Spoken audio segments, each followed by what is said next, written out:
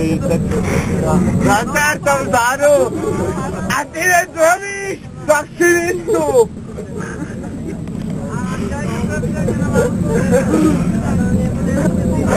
Jako...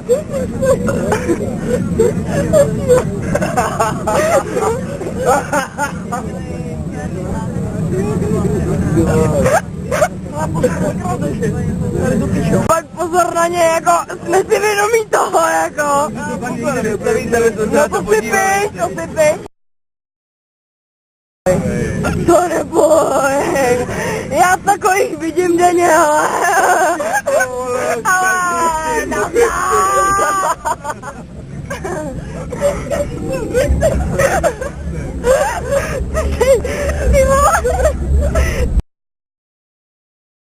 to nebylo moc, tohle bylo už byl příliš. Ale jak jsi říkal tu básničku, to se mi fakt moc líbila. Řekni mi ještě jedno na kameru, mě to holka. Ale byl jsem doma celý den strašně se nudil a šel radši hledat nějakou holku, která by mi dala, zazvonil jsem u ní, ona asi spala. Jo, tak jsem šel dál a nic nevnímal, do jedného baru. A náhle zavítal, že na mě čekalo mnoho báječných štvarů, chodili nahoře a pes, já jsem jenom a běhal, jako steklej pes. Jo, nakonec jsem viděl holku, co na ulici stála a bylo na ní vidět, že se asi bála. Tak přiběh jsem k ní a povídám mi, holka, čo ty máš? A ona říká, jo, ne, no, když přišli, poslouchej to, ne. Něco zábavné. Jo, ne, no, ke mně přišli, asi 3 chlapy.